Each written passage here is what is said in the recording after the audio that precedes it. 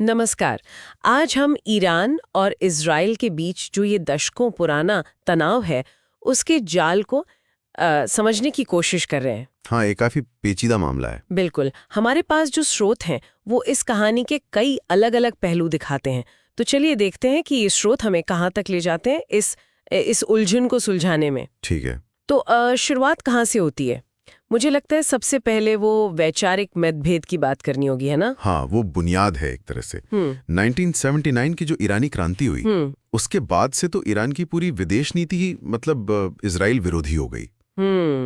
स्रोत यही बताते हैं कि ईरान सिर्फ इजराइल के अस्तित्व को ही नहीं नकारता, नहीं, बिल्कुल नहीं। बल्कि वो फिलिस्तीनी मुद्दे का भी बहुत जोरदार समर्थन करता है। बिल्कुल। और देखिए, ये सिर्फ बातों या बयानों तक नहीं है। असल में यहीं पर उनकी वो प्रतिरोध की धुरी वाली रणनीति आती है। Axis of resistance. हाँ, एक्सिस ऑफ रेजिस्टेंस। इसमें वो क्या करते हैं कि लेबनान में हिजबुल्लाह है, गाजा में हमास, फिलिस्तीनी इस्लामिक जिहाद मतलब PIJ। हाँ, वो भी एक अहम ग्रुप है जी। और फिर सीरिया और इराक में जो मिलिशिया हैं, लड़ाके हैं, ईरान उन सबको बाकायदा सपोर्ट करता है, एक्टिवली। अच्छा। मकसद ये है कि भाई कम लागत में और सीधे जंग का खतरा लिए बिना इजराइल पर लगातार प्रेशर बना रहे।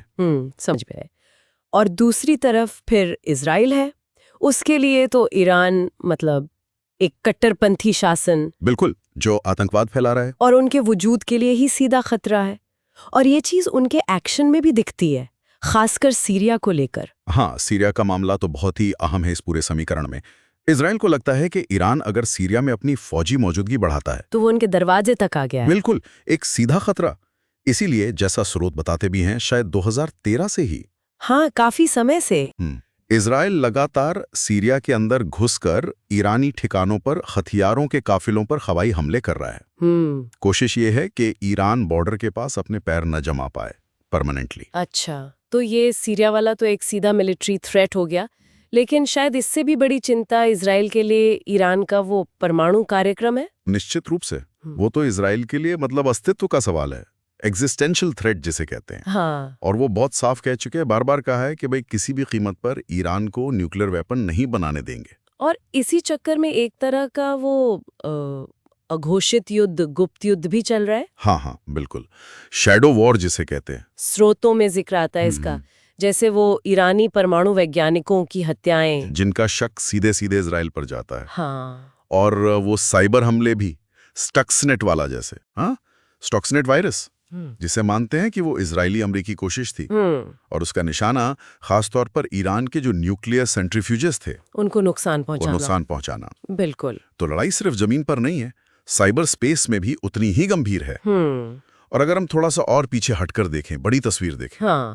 तो ये असल में मिडिल ईस्ट में अपना दबदबा, अपना वर्चस्व कायम करने की भी लड़ाई है। अच्छा, regional power struggle. Exactly. Iran चाहता है कि वो इस क्षेत्र में एक प्रमुख शक्ति बने। जाहिर है इससे इजराइल को और जो अमेरिका के सहयोगी देश हैं जैसे सऊदी अरब, UAE, उनको सीधी चुनौती मिलती है। बिल्कुल, सीधी चुनौती। और शायद इसी के जवाब में इजराइल ने भी अपनी रणनीति बदली है, जैसे वो अब्राहम समझौते हुए। हाँ, अब्राहम अकॉर्ड्स, जिसके तहत कुछ अरब देशों ने इजराइल से रिश्ते सामान्य किए।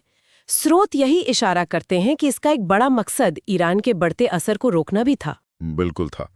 और ये दिखाता है कि कैसे रीजनल पॉलिटिक्स और ये तनाव आपस में गुंथे हुए हैं। ये दिलचस्प है। और फिर देखिए, हाल की घटनाओं ने तो इस तनाव को और भी ज्यादा मतलब खतरनाक मोड़ पर ला दिया है। आप अक्टूबर 2023 की बात कर रहे हैं, हमास का हमला। हाँ, हमास का इजराइल पर हमला, और उसके बाद जो गाजा में युद्ध शुरू हुआ, उसमें भी कई जगह ईरान पर उंगलियां उठी कि शायद पर्दे के पीछे से कोई भूमिका थी। हाँ, कि शायद उन्होंने हमास की मदद की।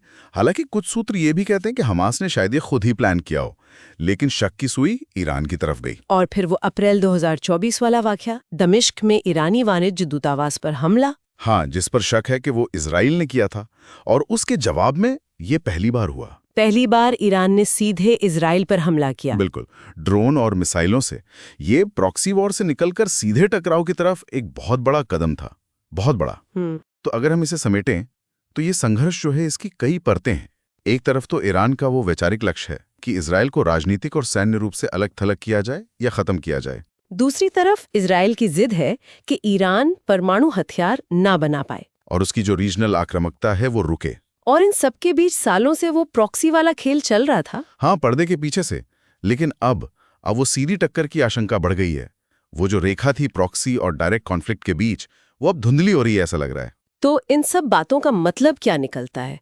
जैसा हमने देखा, ये कोई एक सीधा साधा मुद्दा है ही नहीं। बिल्कुल नहीं। इसमें विचारधारा भी है, प्रॉक्सी गुटों का इस्तेमाल है, परमाणु महत्वाकांक्षाएं हैं, क्षेत्रीय दबदबे की होड़ है, और अब तो सीधी सैन्य झड़पें भी जुड़ गईं। मतलब एक बहुत ही जटिल तस्वीर उभरती है। हाँ, और यहाँ एक अहम सवाल खड़ा होता है जिस पर शायद हमें सोचने की जरूरत है इन स्रोतों को पढ़ने के बाद। क्या सवाल? कि अब जब ये सीधी झड़पें शुरू हो गई हैं, तो क्या आगे चलकर इन दोनों ताकतों के बीच, मतलब ईरान और इजराइल के बीच, एक बड़े पैमाने पर सीधा टकराव होने का खतरा वाकई बढ़ रहा है?